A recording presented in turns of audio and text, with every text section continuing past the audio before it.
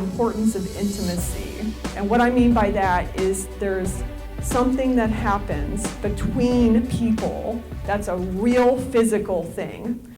That's the main one I want to mention. That's when I was talking about something happens between you and me in this moment. That really is about attuned communication. And that's something you want to take with you when you go back home, when you go through your daily life. You can think in your head, who are the people that I feel like when I speak to them that it's nourishing for me to connect with them. That's a form of food that's really valuable. That's part of the purpose of my talk today when I'm talking about intimacy. Intimacy is that attuned communication. And what caregivers need to do is start cultivating more opportunities for attuned communication. And why is that?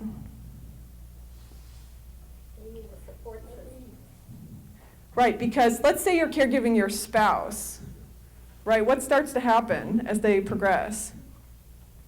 No communication. Yeah, there's no they can't talk. And so what is that? What happens to the relationship when that happens? Right, people know, but this is something that people aren't talking about, but everyone intuitively knows what happens. It's terrible loss occurs. It is a heavy grief. And I'm not going to lie or deny that. It's true. That, that there's something lost there. But what we know about successful grief resolution is meaning making is the key to that. So in the same way, when it's happening to you, if you can make meaning out of it, like let's say I'm caregiving my husband. I love my husband. We have a relationship. It's changing. It's not what I wish it was. He's not the man I was with for many years, but we're still in relationship. But there are losses.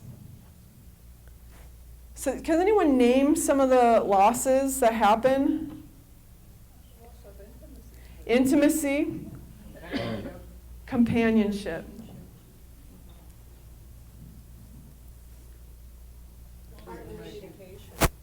Communication. You guys are saying all my slides. What did you say? Partnership. Yeah, my sense of. So one way that's really big for people is decision making, and what the research calls it is assistance with decision making. So usually when you're a couple, right, there's sort of a sense of teamwork, and your roles change.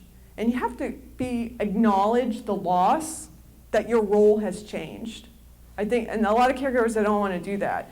But after you acknowledge the loss, that's when you come through on the other side and you look for ways that you can make up for the loss.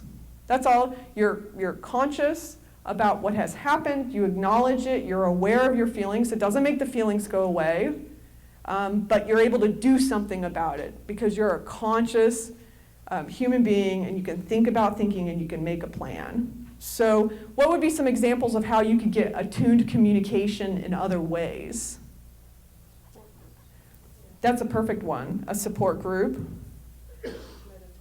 Meditation, right. So how is that a form of attuned communication? That's a really good point.